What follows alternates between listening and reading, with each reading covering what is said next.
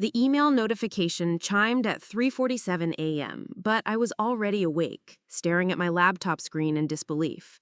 There, in the investor's response, was my entire business proposal. Every detail, every innovation, every carefully crafted marketing strategy credited to someone else. My best friend of 12 years had just secured $500,000 in funding using my ideas. And, according to the timestamp, she'd submitted her pitch deck 6 hours before mine. The betrayal cut deeper than any knife, but what she didn't know was that I had been documenting everything. Before we jump back in, tell us where you're tuning in from, and if this story touches you, make sure you're subscribed, because tomorrow, I've saved something extra special for you. My name is Zara Mitchell. I'm 28, and this is the story of how I learned that intellectual property theft isn't just about stolen ideas, it's about stolen dreams, broken trust, and the devastating realization that the person you trusted most was systematically destroying your future while pretending to support it. The friendship with Elena Reeves started in college when we were both business majors with big dreams and empty bank accounts. We'd spend countless nights in the library sharing energy drinks and brainstorming revolutionary business concepts that would change the world. Elena was charismatic, confident, and had this magnetic quality that drew people to her. I was the analytical one, the strategic thinker who could turn wild ideas into actionable plans. We complemented each other perfectly, or so I thought. After graduation, we stayed close, despite living in different cities.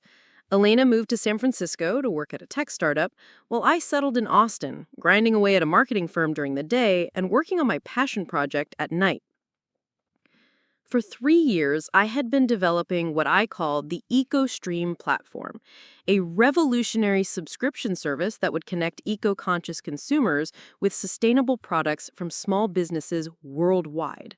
The concept was intricate, involving AI-driven personalization, carbon footprint tracking, and a unique reward system that would incentivize environmental responsibility. Every breakthrough, every late-night revelation, every piece of market research, I shared it all with Elena during our weekly video calls. She was my sounding board, my cheerleader, and my closest confidant.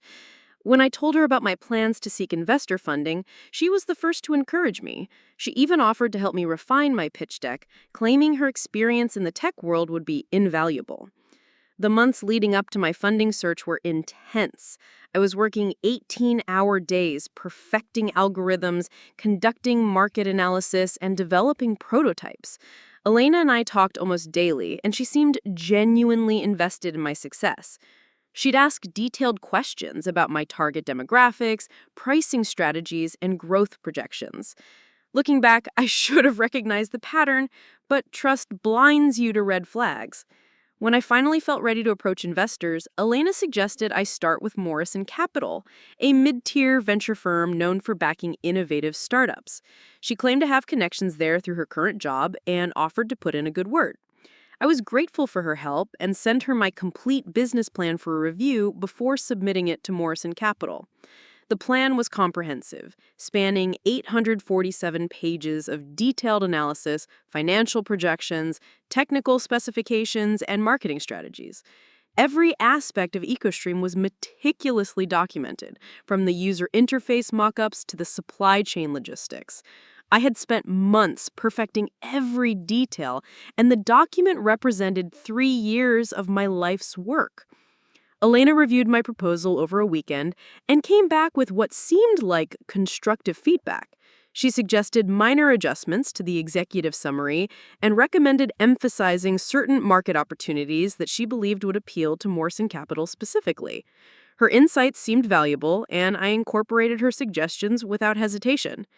The submission process was nerve-wracking.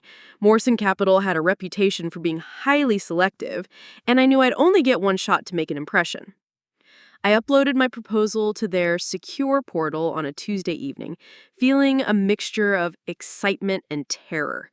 Alana called me immediately afterward to congratulate me on taking such a big step and assured me that everything would work out perfectly. The waiting period was agonizing. Morrison Capital's website indicated they typically responded to proposals within 2 weeks, but those 14 days felt like an eternity. Elena checked in on me regularly, offering encouragement and reminding me that rejection was just part of the entrepreneurial journey. Her support meant everything to me during those anxious days. When the rejection email finally arrived, it was devastating, but not entirely expected. Morrison Capital thanked me for my submission, but indicated that they had decided to pursue other opportunities that aligned more closely with their investment thesis. The language was polite but definitive, and I spent the evening drowning my sorrows in ice cream and self-doubt. Elena was incredibly supportive during my disappointment. She reminded me that many successful entrepreneurs faced multiple rejections before finding the right investor, and she encouraged me to keep pushing forward. She even suggested that I consider approaching other firms while she looked into additional connections that might be helpful. That's when I decided to expand my search to include Cascade Ventures, a larger firm based in Seattle with a strong track record of supporting sustainable business initiatives. I spent another week refining my proposal, incorporating lessons learned from the Morrison Capital feedback, and preparing for what I hoped would be a more successful pitch. The night before I planned to submit to Cascade, Elena called with exciting news. She had been approached by a headhunter about an opportunity with a startup called Greenloop that was developing something remarkably similar to my EcoStream concept. The coincidence seemed almost too perfect, and Elena suggested that perhaps the universe was telling us something about the viability of eco-conscious marketplace platforms. I should have been concerned by this revelation. But instead, I felt validated. If another company was pursuing a similar concept, it confirmed that my market analysis had been accurate. Elena and I spent over an hour discussing the implications, and she promised to learn more about Greenloop's approach to see if there might be collaboration opportunities. The next morning, I submitted my proposal to Cascade Ventures and felt cautiously optimistic about my chances. Their portfolio included several sustainability-focused companies, and their website emphasized their commitment to supporting innovative solutions to environmental challenges. Everything seemed to align perfectly with EcoStream's mission and market positioning. Elena continued to be incredibly supportive throughout this period. She texted me daily with encouragement and would call whenever she sensed I was feeling anxious about the process. Her unwavering belief in my abilities kept me motivated during the uncertain waiting period, and I felt incredibly fortunate to have such a loyal friend in my corner. 2 weeks later, Cascade Ventures requested a follow-up meeting to discuss my proposal in greater detail. I was ecstatic and immediately called Elena to share the good news. She seemed even more excited than I was and insisted on helping me prepare for the presentation. We spent hours refining my pitch deck and practicing responses to potential investor questions. The meeting with Cascade Ventures went exceptionally well. The partners seemed genuinely interested in EcoStream's potential and asked insightful questions about market penetration strategies and scalability concerns. They indicated that they would need additional time to evaluate the opportunity, but suggested that I should remain optimistic about their interest level. Walking out of that meeting, I felt like I was finally on the verge of making my entrepreneurial dreams a reality. Elena was waiting for my call, and when I shared the positive feedback, she insisted on celebrating. We planned a virtual toast for that evening, with each of us opening a bottle of wine in our respective cities to commemorate what felt like a major milestone. During our celebration call, Elena seemed unusually interested in the specific questions the investors had asked and the concerns they had raised. She took detailed notes as I recounted the conversation and offered suggestions for addressing any potential objections they might have. Her thoroughness impressed me, and I felt grateful to have someone so invested in my success. The following week passed slowly as I waited for Cascade Ventures to make their decision. Elena checked in daily, always asking for updates and offering reassurance when I expressed anxiety about the outcome. She had become my primary source of emotional support throughout the entire process, and I couldn't imagine navigating the uncertainty without her encouragement. That's when everything changed. Elena called me on a Thursday evening, and something in her voice immediately set off alarm bells. She seemed unusually nervous and kept stumbling over her words as she tried to explain that she had some potentially upsetting news to share. My stomach dropped as I prepared myself for whatever bombshell she was about to deliver. She told me that her research into Greenloop had revealed some disturbing information. According to her findings, the company had recently secured significant funding from Morrison Capital, the same firm that had rejected my proposal just weeks earlier. The timing seemed suspicious, and Elena suggested that there might be some connection between my rejection and Greenloop's success. The news was confusing and frustrating, but I didn't immediately grasp the implications.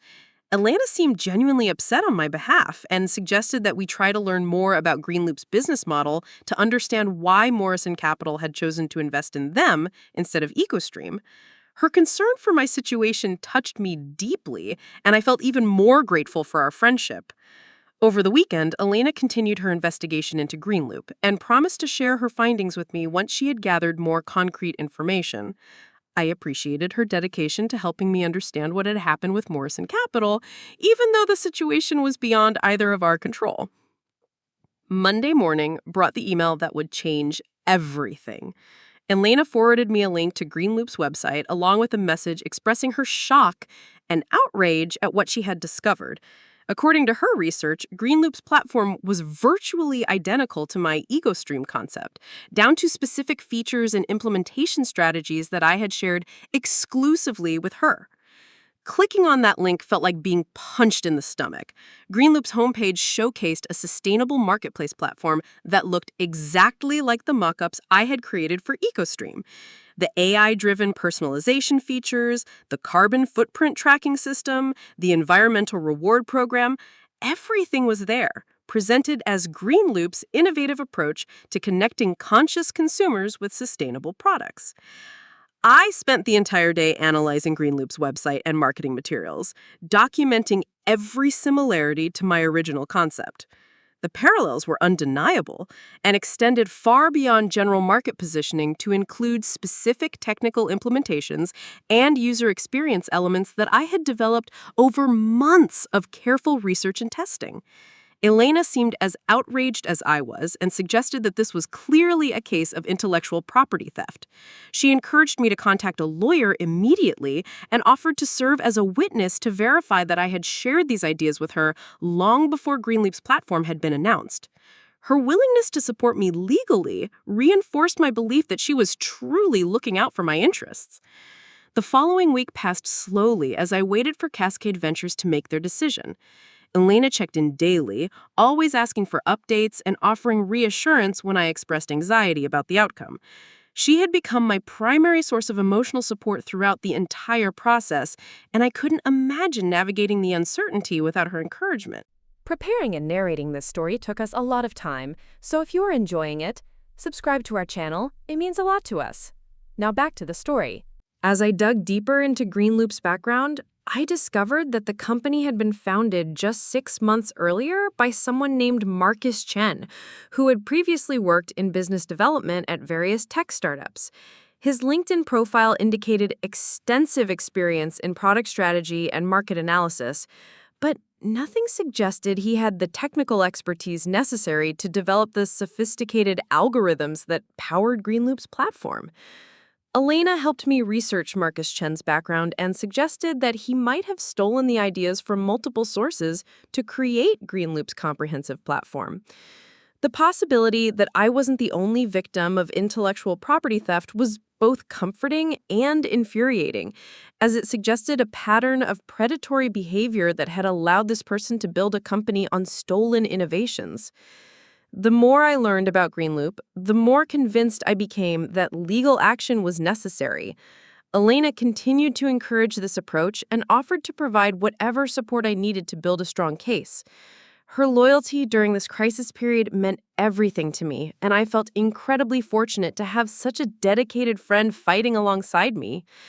However, pursuing legal action would require significant financial resources that I didn't possess, especially after months of focusing on EcoStream development instead of earning income. Elena suggested that I might want to consider reaching out to other entrepreneurs who had potentially been victimized by similar theft, as a class action approach might be more financially viable. The suggestion made sense, and I began researching other companies that had launched platforms with suspicious similarities to concepts I had heard discussed in entrepreneurial circles. The pattern of innovation theft seemed more widespread than I had initially realized. And I started to understand that this was a systemic problem affecting many aspiring entrepreneurs. Elena remained my primary source of emotional support throughout this investigation process.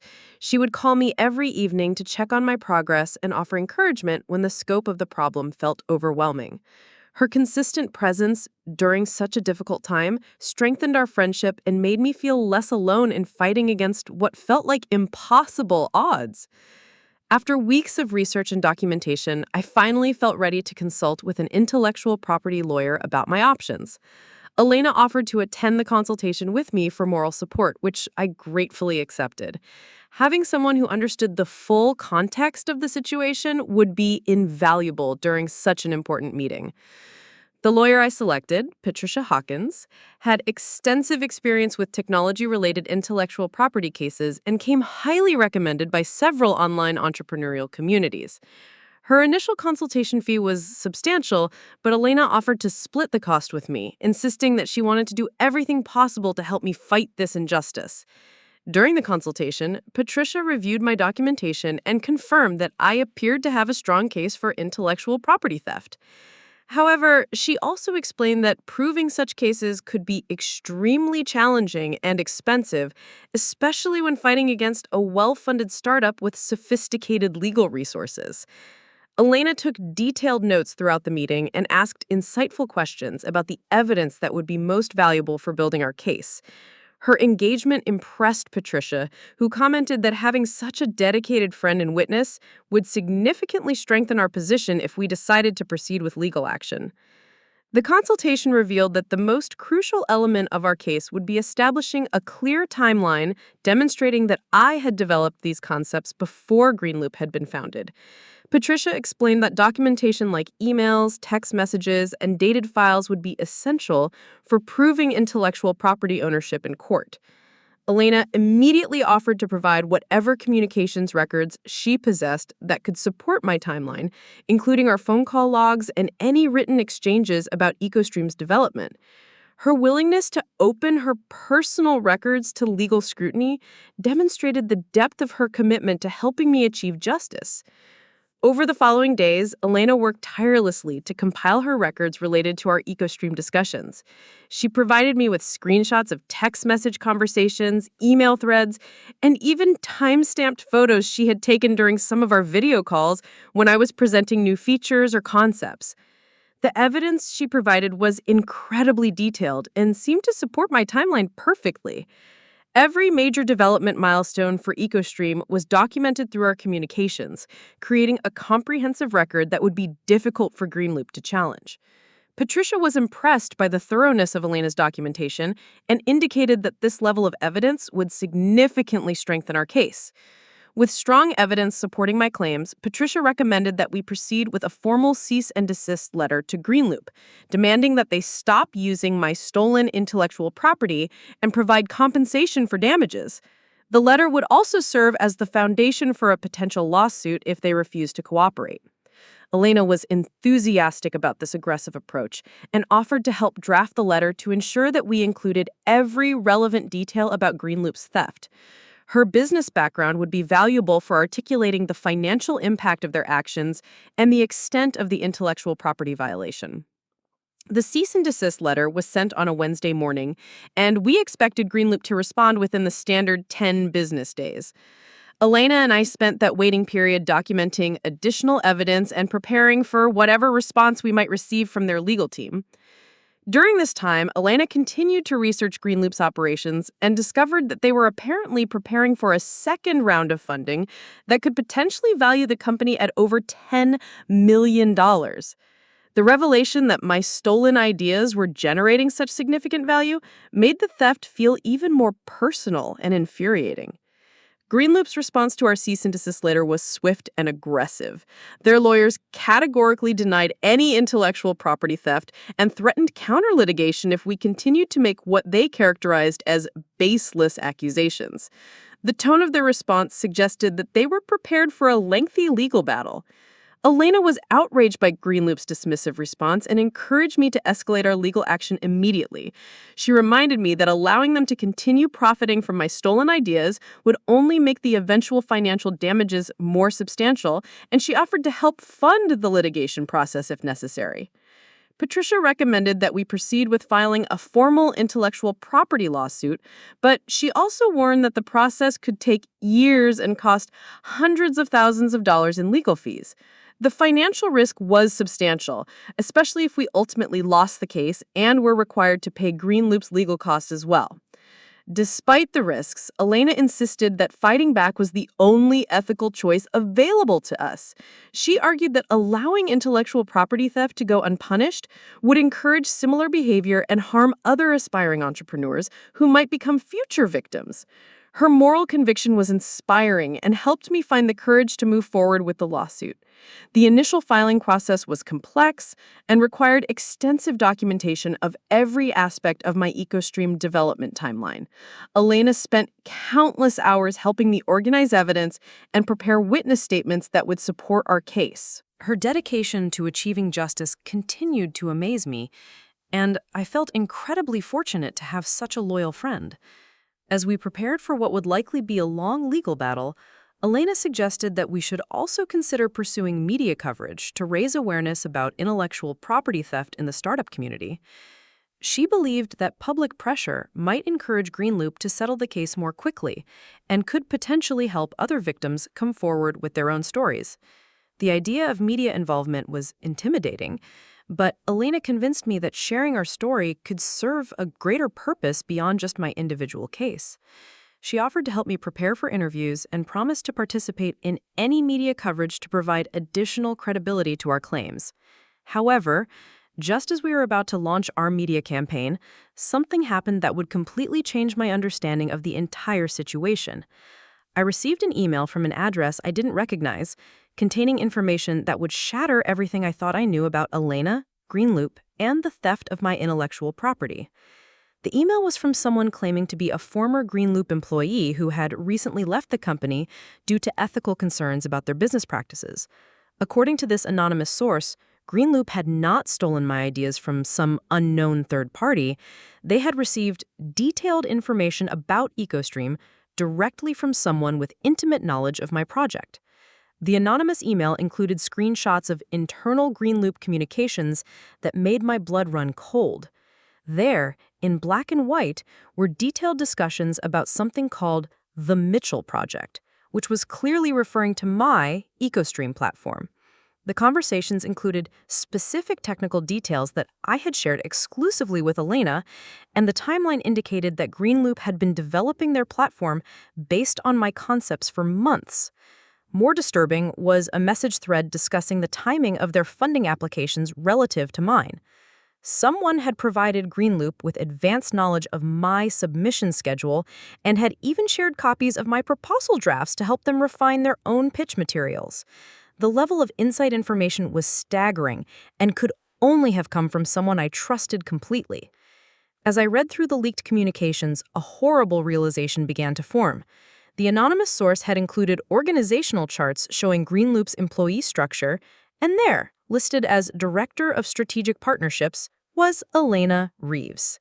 My best friend, the person who had been supporting me throughout this entire ordeal, was actually working for the company that had stolen my ideas. The betrayal was so complete and devastating that I initially refused to believe what I was reading. Elena had been employed by Greenloop since before they had launched their platform, which meant that every conversation we'd had about EcoStream had been reconnaissance for her employer. She had systematically extracted my intellectual property while pretending to be my closest friend and most loyal supporter. The anonymous email explained that Elena had been hired specifically to gather intelligence on potential competitors and identify promising concepts that Greenloop could appropriate. According to the source, she had been targeting multiple entrepreneurs through various professional and personal relationships, feeding their ideas back to Greenloop's development team. The revelation explained everything that had seemed coincidental or suspicious throughout the entire ordeal. Elena's detailed questions about my concepts hadn't been friendly curiosity. They had been corporate espionage. Her offer to help me prepare proposals had been an opportunity to steal my ideas before I could protect them. Even her emotional support during my legal battle had been a calculated performance designed to maintain access to my research and strategy. I sat in my apartment for hours, rereading the leaked communications and trying to process the magnitude of Elena's deception. 12 years of friendship had been built on lies, and the person I had trusted more than anyone else in the world had been systematically destroying my entrepreneurial dreams while pretending to care about my success. The anonymous source had provided extensive documentation of Elena's activities, including recordings of internal meetings where she discussed specific details about my project timeline and technical implementations. Her voice was clearly identifiable on the recordings, and there was no possibility of mistaken identity or misinterpretation. More shocking was the revelation that Elena had been feeding information about my legal strategy back to Greenloop throughout our entire intellectual property battle. Every conversation with Patricia, every piece of evidence we had gathered, every strategic decision we had made, Elena had been reporting it all to her employers, giving them a significant advantage in defending against my claims. The leaked materials also revealed that Greenloop had been preparing counter-strategies specifically designed to discredit my claims and present Elena as an innocent friend who had been manipulated into providing false testimony. They had anticipated that I would eventually discover the truth and had developed elaborate plans to paint me as a delusional entrepreneur who couldn't accept legitimate business competition. As I processed this information, I realized that Elena's offer to help fund my legal battle had been particularly manipulative. She had been positioning herself to control both sides of the litigation, ensuring that Greenloop would have complete visibility into my legal strategy while appearing to support my cause financially. The anonymous source explained that they had decided to come forward because they could no longer participate in what they described as systematic intellectual property theft and emotional manipulation. According to their message, Elena had been targeting entrepreneurs across multiple industries, and my case was just one of dozens of similar situations that Greenloop had orchestrated. The documentation they provided included evidence of Elena's communications with at least 15 other entrepreneurs, all of whom had shared detailed business concepts that subsequently appeared in various Greenloop initiatives. The scope of the operation was staggering and represented what appeared to be a comprehensive strategy for building a company through organized theft. I spent the rest of that night documenting everything the anonymous source had provided and trying to understand the full implications of Elena's deception. The evidence was overwhelming and would completely change the nature of my legal case against Greenloop. But it also meant confronting the devastating reality that my closest friendship had been nothing more than an elaborate con. The next morning, I called Patricia to schedule an emergency meeting to discuss the new evidence I had received. I couldn't bring myself to explain the situation over the phone, but I indicated that we had obtained information that would fundamentally alter our approach to the Greenloop litigation. Patricia's reaction to the leaked communications was immediate and decisive.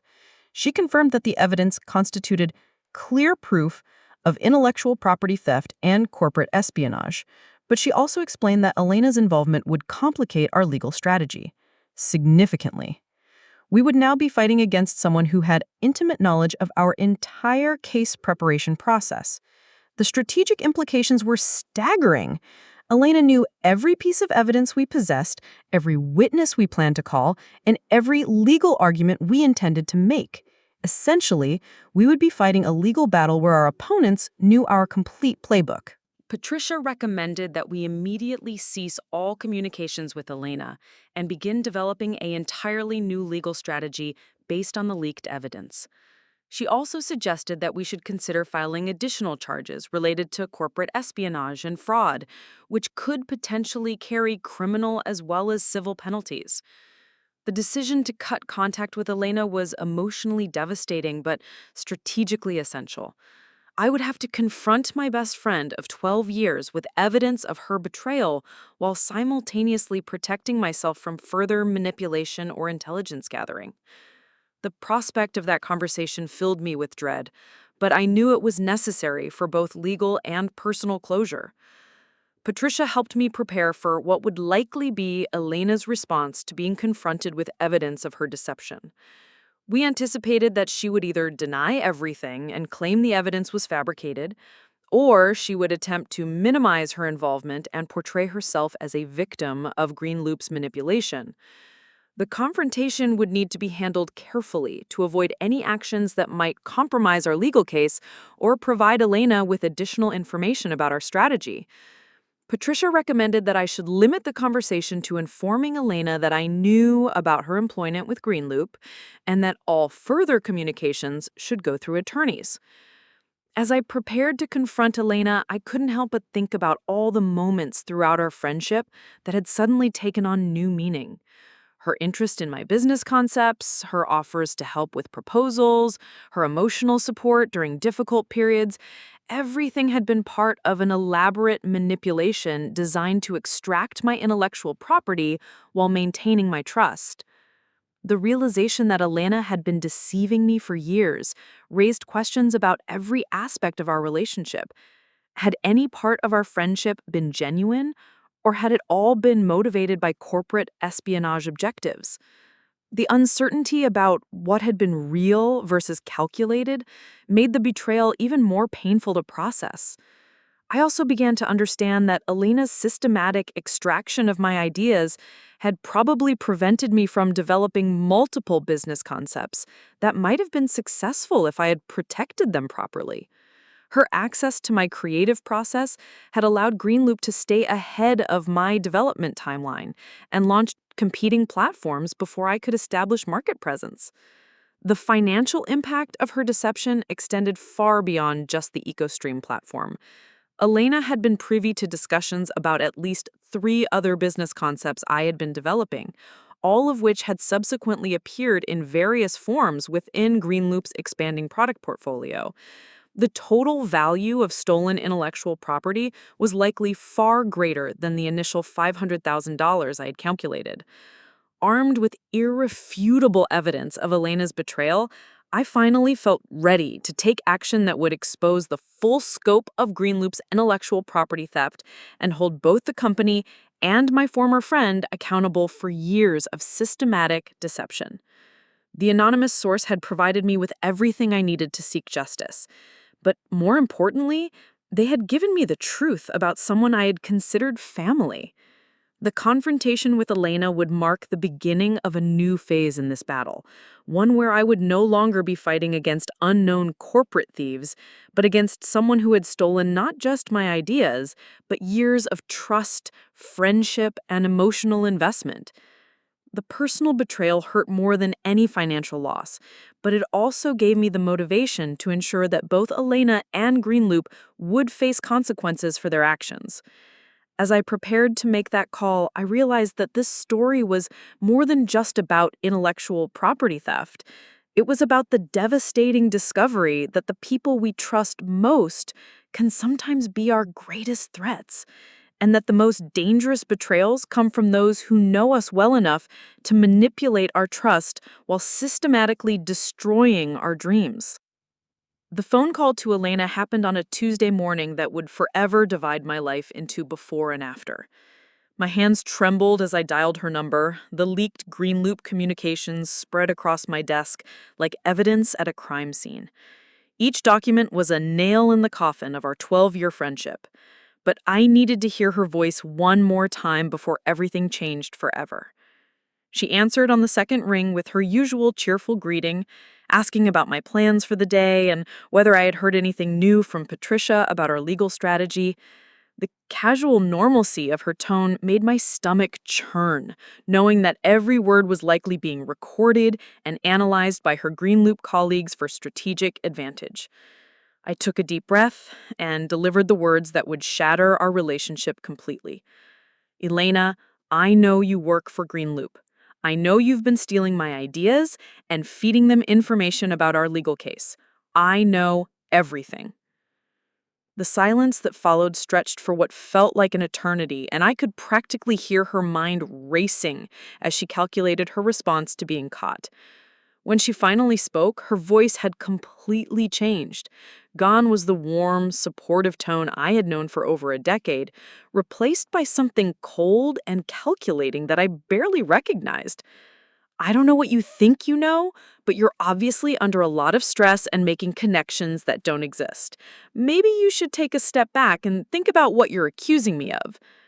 Her attempt to gaslight me into questioning my own sanity was so blatant that it actually made the conversation easier. I calmly read her several quotes from the internal Green Loop communications, including her own words describing me as an easy target who trusted her completely. With each revelation, her denials became less convincing and her tone more desperate. The mask finally slipped when I mentioned the organizational chart showing her position as Director of Strategic Partnerships. Elena's voice turned venomous as she abandoned any pretense of innocence and launched into a tirade about how naive I had been to share my ideas so freely without protecting them properly.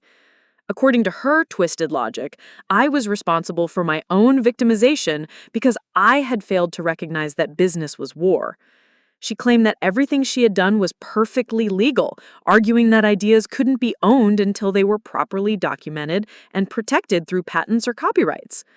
Her justification revealed a level of moral corruption that was breathtaking in its scope, as she attempted to portray systematic deception and theft as legitimate business strategy. The conversation deteriorated rapidly as Elena realized that her manipulation tactics were no longer effective. She accused me of being a failed entrepreneur who was looking for someone else to blame for my own inadequacies. And she suggested that Green Loop had improved upon my concepts so significantly that they deserved the credit for the innovation. Her final words before hanging up were a threat disguised as advice. She warned me that pursuing legal action against Green Loop would be financial suicide, and that I should consider the potential consequences of making powerful enemies in the tech industry. The implicit message was clear. She and her colleagues were prepared to destroy me completely if I continued fighting back. The phone call ended with a click that felt like a door slamming shut on over a decade of shared history. I sat in my apartment afterward, processing the reality that the person I had considered my closest friend had just threatened to ruin my career and my life to protect her stolen profits. The emotional whiplash was overwhelming, but it also crystallized my determination to expose everything. Patricia was waiting for my call and listened carefully as I recounted Elena's responses and threats. She confirmed that Elena's behavior was consistent with someone who had been caught in criminal activity and was now trying to intimidate witnesses to prevent prosecution. The threatening tone actually strengthened our legal position by demonstrating consciousness of guilt. We immediately implemented security protocols to protect our case materials and communications from further infiltration. Patricia arranged for encrypted communication channels and recommended that I change all my passwords and review my digital security practices to prevent additional espionage attempts. The investigation phase began in earnest as we worked to understand the full scope of Green Loop's intellectual property theft operation. The anonymous source continued providing information, revealing that Elena's targeting of entrepreneurs was part of a systematic corporate strategy that had been ongoing for over 2 years. Additional victims began emerging as word spread through entrepreneurial networks about the Green Loop investigation. Patricia was contacted by 3 other attorneys representing clients who had discovered similar patterns of idea theft connected to Elena or other Green Loop employees. The scope of the conspiracy was far larger than anyone had initially realized. Marcus Chen, Green Loop's founder, had apparently built his entire business model around organized intellectual property theft. Rather than investing in research and development, he had recruited individuals like Elena to infiltrate entrepreneurial communities and extract valuable concepts that could be rapidly commercialized under the Green Loop brand. The business model was diabolically efficient. Elena and her colleagues would identify promising entrepreneurs who were still in the development phase and establish relationships that provided access to their creative processes. They would then feed this information back to Green Loop's development teams, who could accelerate production timelines and launch competing products before the original creators could bring their concepts to market. Our investigation revealed that Greenloop had systematically stolen intellectual property worth millions of dollars across multiple industries. The sustainability marketplace was just one vertical in their portfolio, which also included fintech innovations, educational technology platforms, and healthcare applications that had all been appropriated from unsuspecting entrepreneurs. Elena's role in this operation was particularly insidious because she had been specifically recruited for her ability to form genuine-seeming friendships with potential targets. Her background in business and her charismatic personality made her the perfect infiltrator for entrepreneurial communities where trust and collaboration were essential cultural elements. The leaked documents showed that Elena received substantial bonuses based on the value of intellectual property she successfully extracted from her targets. Her compensation structure incentivized maximum extraction, explaining why she had been so persistent in gathering detailed information about every aspect of my business concepts. Patricia assembled a team of investigators and additional attorneys to handle what was rapidly becoming a complex multi-party litigation involving dozens of victims and millions of dollars in stolen intellectual property. The case was growing beyond anything we had initially anticipated when we first discovered Elena's betrayal. The media attention began when one of the other victims decided to share their story with TechCrunch, a major technology publication. The article detailed the systematic nature of Greenloop's intellectual property theft and mentions several specific cases, including mine. Within hours of publication, my phone was ringing constantly with interview requests from journalists and inquiries from additional potential victims. Elena attempted to control the narrative by reaching out to several publications with her own version of events. She portrayed herself as a legitimate business development professional who had been wrongly accused by disgruntled entrepreneurs who couldn't accept legitimate business competition. Her media strategy focused on attacking the credibility of her accusers rather than addressing the evidence against her. However, her attempts at damage control backfired spectacularly when the anonymous Greenloop source provided additional recordings of internal meetings where Elena and Marcus Chen discussed strategies for discrediting potential whistleblowers. The recordings revealed a level of premeditation and malicious intent that made their crimes impossible to dismiss as simple business disputes. The business community's response was swift and decisive. Several major venture capital firms issued statements distancing themselves from Greenloop and announcing enhanced due diligence procedures to prevent investing in companies built on stolen intellectual property. The startup accelerators and networking organizations where Elena and recruited victims banned her from their events and facilities. Greenloop's investors began conducting their own investigation into the company's intellectual property practices after the media coverage raised questions about the legitimacy of their entire business model. The FBI opened a formal investigation into Greenloop's activities after receiving complaints from multiple victims and their attorneys. Corporate espionage and intellectual property theft involving interstate commerce fell under federal jurisdiction, and the systematic nature of the operation suggested potential RICO violations. Elena's social media presence, which had previously showcased her success as a rising tech industry professional, became a liability as internet investigators began documenting her connections to various entrepreneurial communities and identifying additional potential victims. Her LinkedIn profile was flooded with comments from people sharing their own experiences with suspicious interactions. The psychological impact of exposing Elena's betrayal was complicated by the simultaneous vindication and devastation I felt. While the evidence clearly demonstrated that I had been victimized rather than paranoid, it also meant accepting that over a decade of friendship had been built on manipulation and deception. Support began coming from unexpected sources as other entrepreneurs reached out to share their own experiences with intellectual property theft and corporate espionage. The startup community, which I had always experienced as competitive and individualistic, revealed a surprising capacity for solidarity when faced with systematic exploitation. Patricia recommended that we consider filing both civil and criminal complaints to maximize our chances of achieving justice and preventing future victims.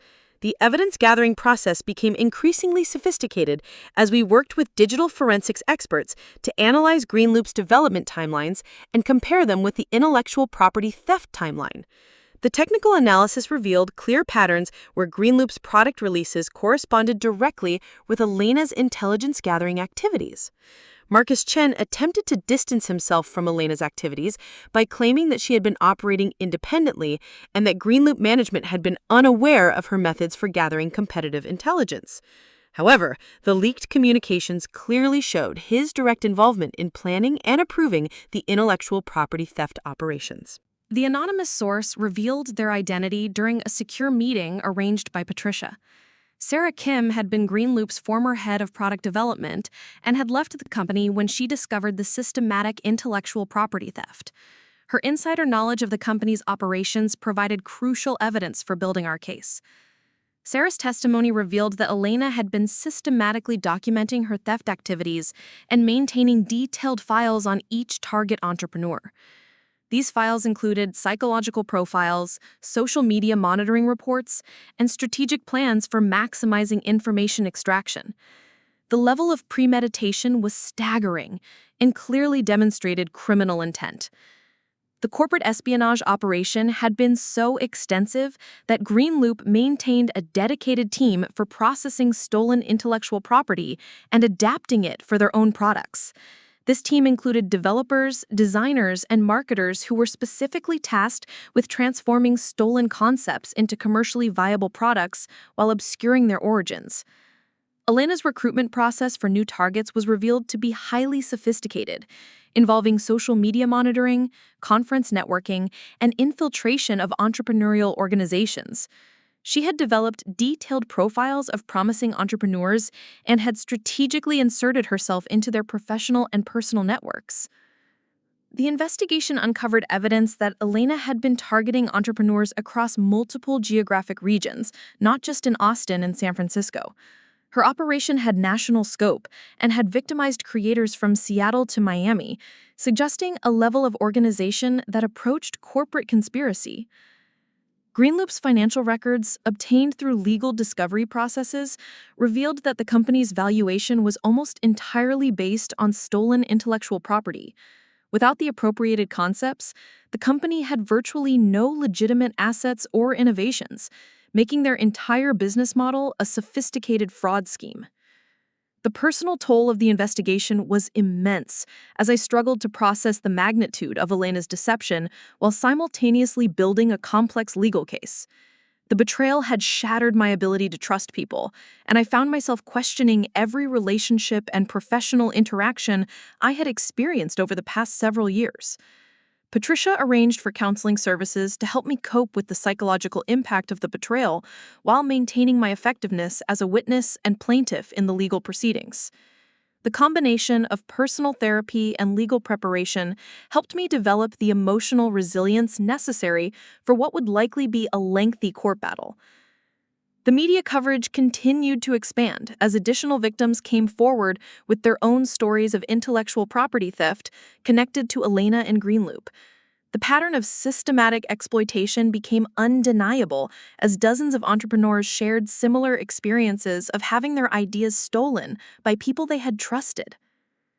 Elena's attempts to flee the country were blocked when federal investigators placed her on a no-fly list pending the completion of their criminal investigation. Her passport was confiscated, and she was required to surrender her electronic devices for forensic analysis. The walls were closing in around her and her co-conspirators. Marcus Chen's efforts to salvage Greenloop by distancing the company from Elena's activities failed when additional evidence emerged showing his direct involvement in planning and executing the intellectual property theft operations. His communications revealed that he had specifically recruited Elena for her ability to manipulate entrepreneurs into sharing their proprietary concepts. The venture capital firms that had invested in Greenloop began demanding immediate repayment of their investments after discovering that the company's entire product portfolio was built on stolen intellectual property. The financial pressure forced Greenloop into emergency restructuring as they faced potential bankruptcy from both legal judgments and investor withdrawals. Sarah Kim's cooperation with federal investigators led to additional criminal charges against multiple Greenloop employees who had participated in the intellectual property theft operation. The conspiracy extended throughout the company's management structure, making it impossible for anyone to claim ignorance of the systematic nature of their criminal activities. The startup community's response included the creation of new security protocols and verification procedures designed to prevent future intellectual property theft operations.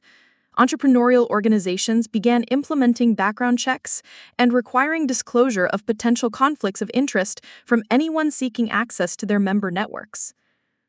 Elena's professional reputation was completely destroyed as the evidence of her systematic deception became public knowledge.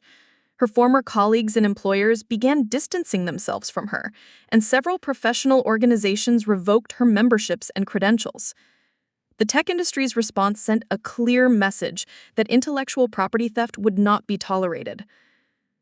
The psychological profiling of Elena conducted by law enforcement revealed characteristics consistent with sociopathic personality disorders, including a complete lack of empathy for her victims and an inability to comprehend the emotional impact of her betrayals.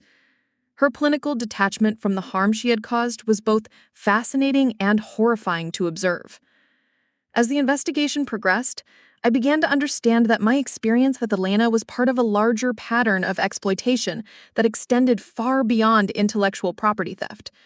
Her manipulation tactics had caused severe psychological damage to multiple victims, several of whom required extensive therapy to recover from the trauma of her systematic deception. The legal proceedings moved forward with increasing momentum as Patricia and her team assembled an overwhelming case against Elena and Greenloop. The evidence was so comprehensive and damning that settlement negotiations began almost immediately, though I was determined to see the case through to trial to ensure maximum accountability for their crimes. The discovery phase revealed additional evidence of Elena's activities, including detailed psychological manipulation guides that she had used to maintain her target's trust while extracting their intellectual property. The calculated nature of her deception was breathtaking in its scope and demonstrated a level of premeditation that elevated her crimes to the most serious categories. My transformation from victim to advocate began as I realized that exposing Elena's operation could prevent countless other entrepreneurs from experiencing similar betrayals. The personal cost of pursuing justice was enormous, but the potential impact on protecting future victims made the struggle worthwhile. The investigation had revealed that Elena's network of targets extended far beyond what anyone had initially suspected, and law enforcement agencies in multiple states were coordinating their efforts to build comprehensive cases against all the participants in the intellectual property theft conspiracy. As the evidence mounted and the legal proceedings advanced, I began to see the outline of justice emerging from the chaos of betrayal and deception. Elena's carefully constructed world of lies was collapsing, and the truth about her systematic exploitation of trusting entrepreneurs was finally being exposed to the light. The courtroom was packed with journalists, fellow entrepreneurs, and tech industry professionals who had come to witness what legal experts were calling the most significant intellectual property theft case in recent history. 6 months of investigation had culminated in this moment, where Elena and Marcus Chen would finally face justice for their systematic exploitation of trusting creators. Elena sat at the defendant's table looking nothing like the confident tech professional I had once known. Her carefully curated image had been replaced by the hollow stare of someone whose entire world had collapsed under the weight of incontrovertible evidence. The woman who had once manipulated dozens of entrepreneurs with her charismatic facade now appeared diminished and defeated.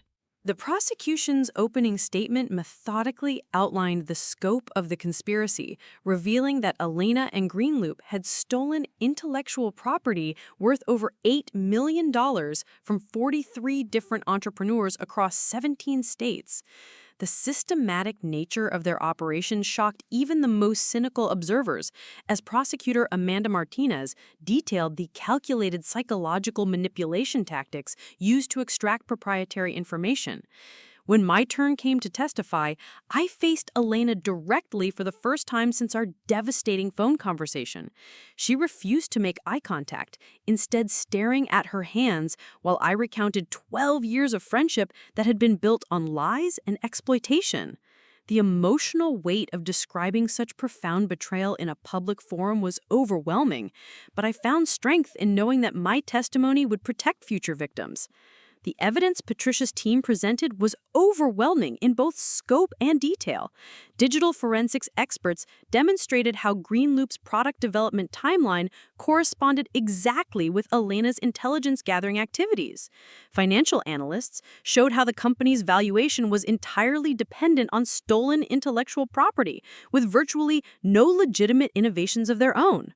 Sarah Kim's testimony proved devastating to the defense's attempts to portray Elena as a rogue employee acting without corporate approval. She presented recorded conversations where Marcus Chen explicitly directed Elena to target specific entrepreneurs and extract their most valuable concepts through whatever means necessary. The premeditation was undeniable.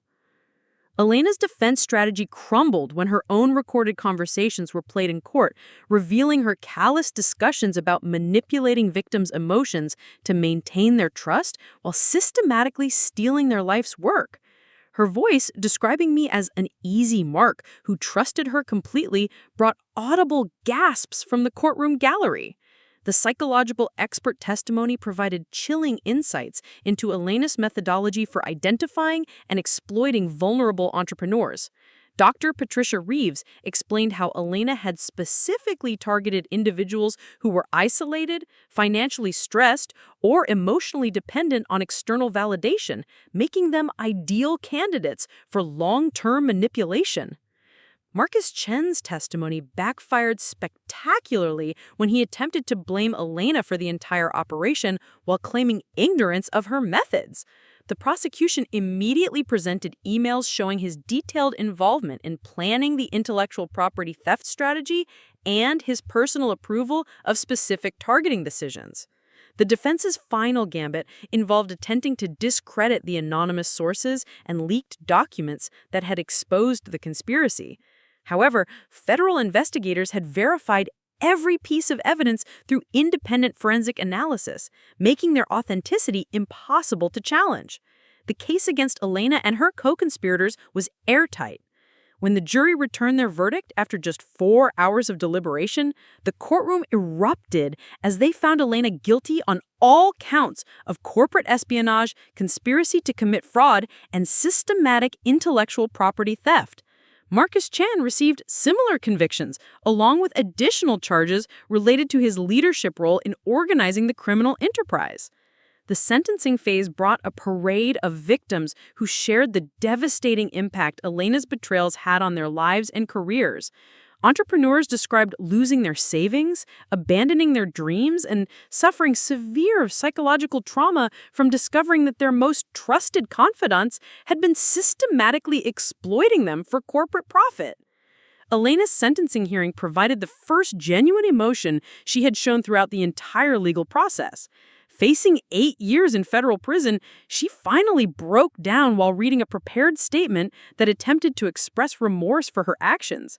However, her apology felt hollow and calculated, focusing more on her own suffering than the harm she had inflicted on dozens of victims.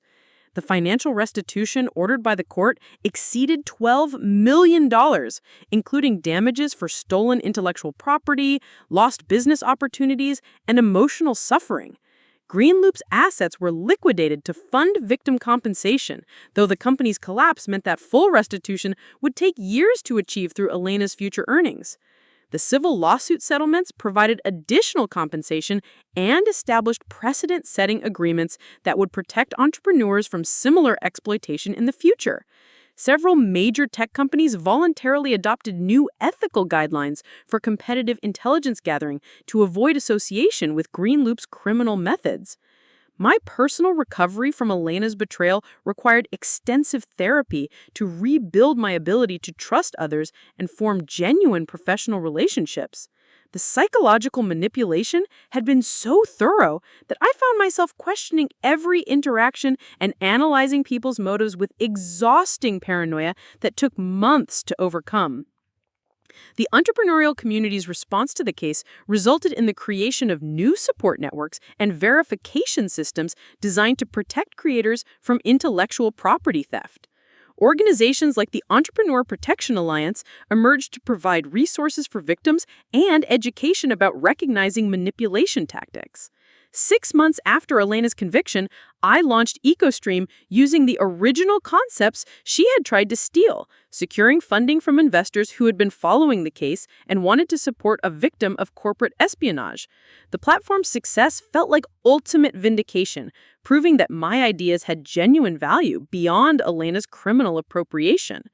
The tech industry implemented significant changes in response to the Green Loop scandal, including enhanced background checks for employees with access to competitive intelligence, mandatory ethics training for business development professionals, and stricter penalties for companies found guilty of systematic intellectual property theft. Elena's appeal was denied by federal courts, and she began serving her prison sentence at a minimum security facility while facing additional civil lawsuits from victims who had suffered damages beyond those addressed in the criminal case. Her professional reputation was permanently destroyed, making it future employment in any technology-related field virtually impossible. The anonymous whistleblower network that had exposed Elena's crimes evolved into a permanent organization dedicated to investigating and preventing corporate espionage in entrepreneurial communities. Their work led to several additional prosecutions and helped create industry-wide awareness of sophisticated manipulation tactics. My relationship with trust underwent a fundamental transformation as I learned to distinguish between healthy skepticism and paranoid isolation. The therapy process helped me understand that Elena's betrayal reflected her character flaws rather than my naivete, allowing me to form new professional relationships without constant fear of exploitation. The documentary rights to my story were purchased by a major streaming platform, with proceeds donated to organizations supporting entrepreneurs who had been victims of intellectual property theft. The film's release sparked additional conversations about ethical business practices and the importance of protecting creative innovation. 2 years after Elena's conviction, I received a letter from her in prison attempting to explain her motivations and expressing what appeared to be genuine remorse for the harm she had caused to dozens of victims. While I chose not to respond, the letter provided some closure by confirming that our friendship had contained moments of authenticity despite being built on exploitation. The entrepreneurial education programs that emerged from the case included mandatory modules on intellectual property protection, relationship due diligence, and recognizing manipulation tactics.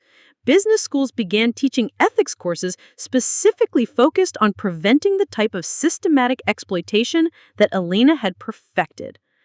My success with EcoStream led to speaking opportunities where I could share my experience and help other entrepreneurs protect themselves from similar betrayals. The platform for advocacy felt like transforming my victimization into something beneficial for the broader creative community. The legal precedents established by Elena's case strengthened intellectual property protections and made it easier for future victims to seek justice against corporate espionage operations. Her conviction sent a clear message that systematic theft of entrepreneurial concepts would face serious criminal consequences. Elena's release from prison is still several years away, and the restitution payments will continue for decades as she attempts to rebuild her life while compensating her victims. The permanent criminal record ensures that her betrayal will follow her indefinitely, serving as ongoing accountability for her choices. The network of entrepreneurs who supported each other through the legal process became a lasting community focused on ethical business practices and mutual protection. We continue meeting regularly to share opportunities, provide feedback on new concepts, and maintain the vigilance necessary to prevent future exploitation. My story became part of entrepreneurial folklore, serving as both a cautionary tale about trust and an inspiration for fighting back against systematic exploitation. The transformation from victim to advocate to successful entrepreneur demonstrated that even the most devastating betrayals could be overcome with persistence and community support. The final chapter of this experience was written not in courtrooms or prison sentences, but in the success of the platform Elena had tried to steal and the community of ethical entrepreneurs who emerged stronger from exposing her crimes. Justice was achieved not just through punishment, but through preventing future victims and creating lasting change in how the business community protects its most vulnerable members. Elena's betrayal taught me that the most dangerous threats often come from those we trust most, but it also revealed the extraordinary power of truth, evidence, and community solidarity in overcoming even the most sophisticated exploitation. The scars from her deception will always remain, but they serve as reminders of the strength that emerges from surviving betrayal and choosing to fight for justice. The morning I discovered Elena's true identity remains etched in my memory with crystalline clarity. I was sitting in my home office, surrounded by legal documents and evidence files, when my phone buzzed with what would become the most important email of my life. The sender was listed simply as a friend, but the attachment contained corporate records that would shatter everything I thought I knew about my 12-year friendship with Elena Reeves. The document was a detailed organizational chart from Green Loop Technologies, dated 6 months before their first product launch. There, listed under Strategic Partnerships, was Elena's name, alongside her corporate email address and employee ID number.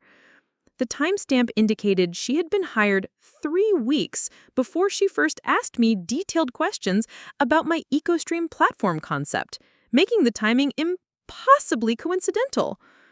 My hands trembled as I scrolled through additional documents that painted a picture of systematic corporate espionage that was both sophisticated and chilling. Elena hadn't just stumbled into a job at a competitor company.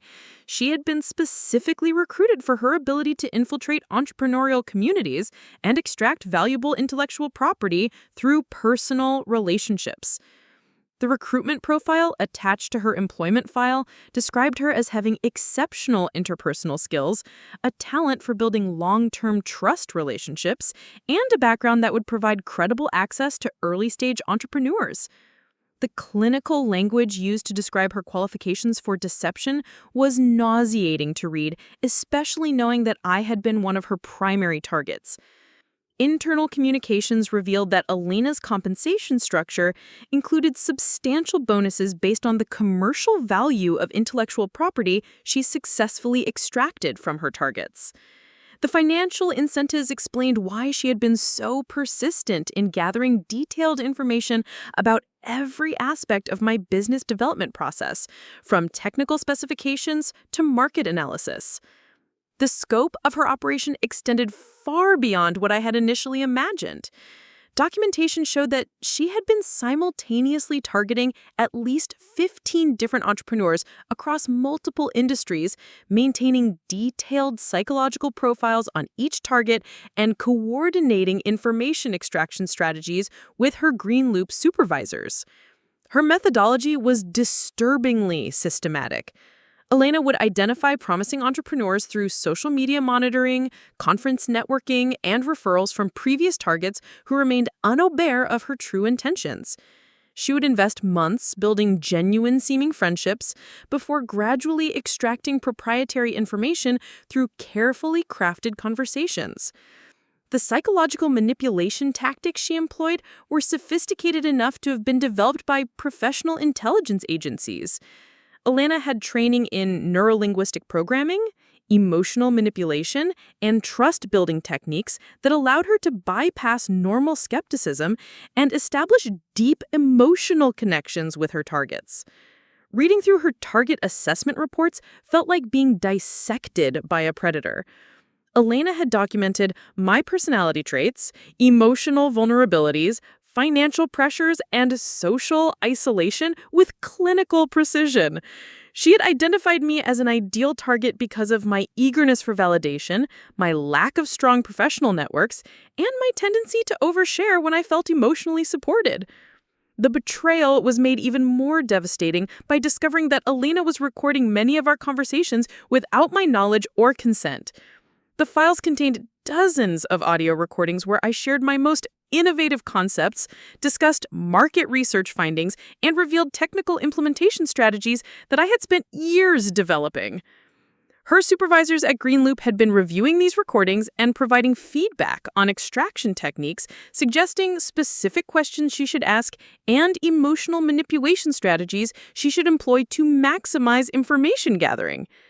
The collaborative nature of the deception meant that my most intimate conversations have been analyzed by teams of corporate spies. The financial impact of Elena's theft extended far beyond the immediate value of my stolen concepts. The leaked documents revealed that Greenloop had used my market research to identify additional acquisition targets, my competitive analysis to refine their pricing strategies, and my technical innovations to accelerate their development timelines across multiple product lines. Elena's role within Greenloop was far more significant than a simple information gatherer. She held the title of Director of Competitive Intelligence and supervised a team of 12 employees whose job was to infiltrate various entrepreneurial communities and extract valuable intellectual property. The operation was massive in scope and had been systematically victimizing creators for over 3 years. The documentation included detailed case studies of Elena's successful extractions, each representing months or years of someone's creative work that had been stolen and monetized without compensation or recognition. The human cost of her operation was staggering when multiplied across dozens of victims who had trusted her with their most precious professional assets. One particularly damaging revelation was that Elena had been sharing information about my legal strategy with Greenloop's attorneys throughout our entire intellectual property battle. Every conversation I had with my lawyer, every piece of evidence we gathered, every strategic decision we made, Elena had been reporting it all to the opposing side, giving them an insurmountable advantage in defending against my claims. The strategic implications were terrifying when I realized how completely Elena had compromised my legal position.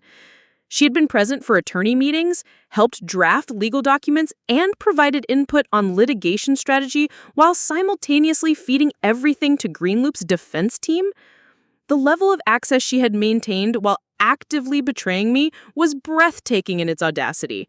Elena and Marcus had developed the intellectual property theft strategy together, identifying entrepreneurial communities to infiltrate and developing psychological manipulation techniques that would maximize extraction while minimizing detection risk. The operation had been so successful that Greenloop was expanding into international markets using the same systematic theft methodology. Elena had been training other operatives to replicate her techniques in European and Asian entrepreneurial communities, spreading the model of exploitation globally while victims remained unaware of the coordinated attacks on their intellectual property.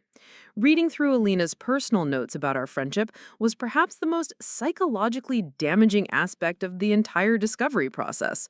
She had documented my emotional responses to various manipulation techniques, noted which approaches were most effective for extracting information, and celebrated successful extractions as professional achievements rather than betrayals of human trust.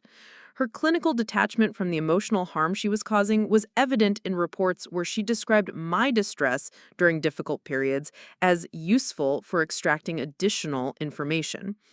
Elena had weaponized my vulnerability and emotional dependence on our friendship to maximize her ability to steal my life's work while maintaining my trust and gratitude. The discovery process revealed that Elena had been maintaining backup copies of all stolen intellectual property on personal devices and cloud storage accounts, suggesting she might have been planning to eventually start her own company using the appropriated concepts. The possibility that she might have double-crossed even Greenloop added another layer of deception to an already complex web of betrayal. Federal investigators who became involved in the case confirmed that Elena's operation represented one of the most sophisticated corporate espionage schemes they had encountered.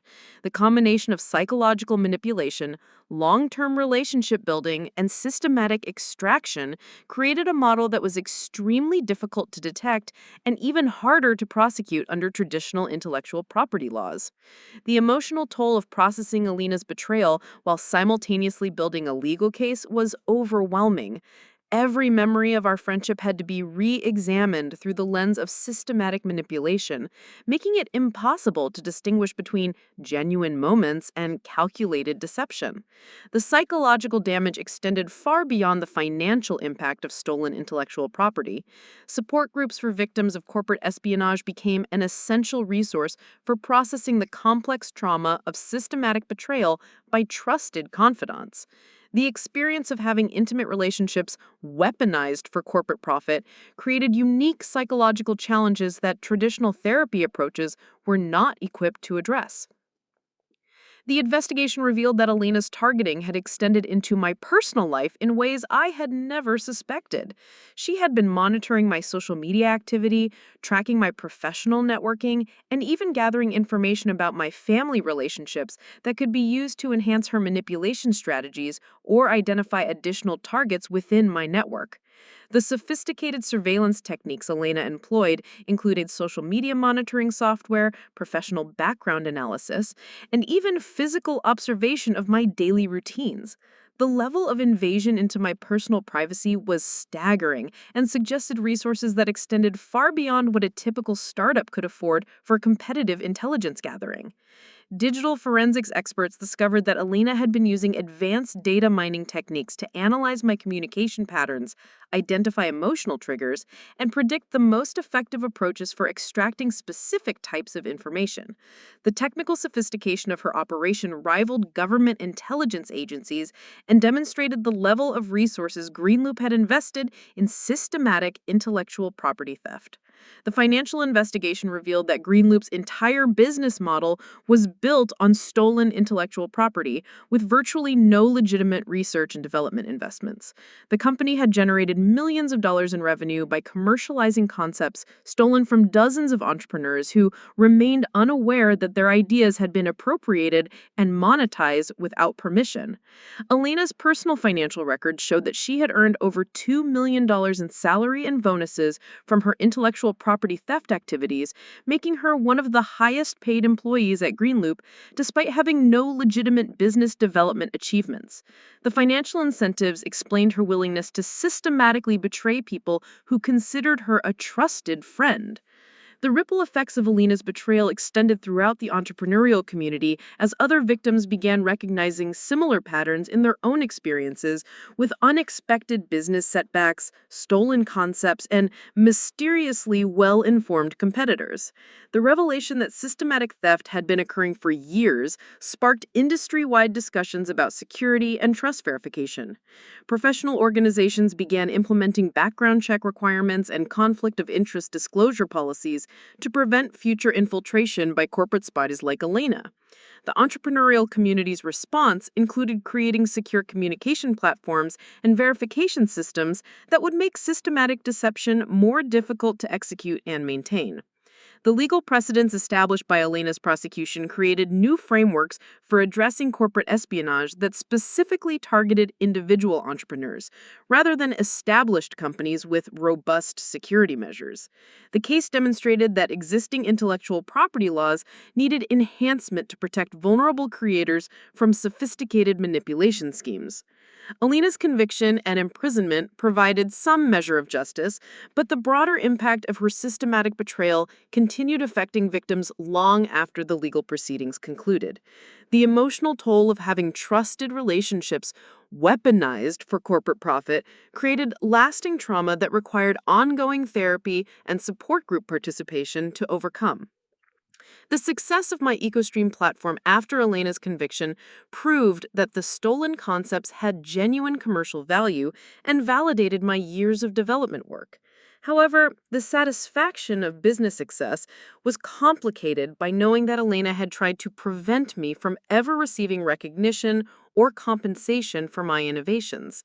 The documentary produced about Elena's systematic betrayal helped raise awareness about corporate espionage targeting individual entrepreneurs and provided educational resources for recognizing manipulation tactics. The film's success generated additional support for victims and funding for organizations dedicated to preventing similar exploitation in the future. Elena's release from prison remains several years away, but the restitution payments and permanent criminal criminal record ensure that her betrayal will have lasting consequences. The entrepreneurial community's long memory means that her reputation will never recover, serving as a permanent reminder of the consequences of systematic intellectual property theft. The network of entrepreneurs who supported each other through the legal battle against Elena became a permanent community focused on ethical business practices and mutual protection. Our continued collaboration demonstrates that genuine professional relationships can emerge from shared adversity and create stronger bonds than those built on deception and exploitation. My transformation from victim to advocate was completed through speaking engagements where I could share my experience and help other entrepreneurs protect themselves from similar betrayals. The platform for education and prevention felt like the ultimate victory over Elena's attempt to silence and exploit vulnerable creators. The lasting legacy of Elena's betrayal extends beyond individual justice to include systemic changes that protect future entrepreneurs from sophisticated manipulation schemes. The industry-wide awareness and enhanced security measures ensure that Elena's crimes contributed to preventing similar exploitation, transforming her legacy from one of successful deception to ultimate accountability.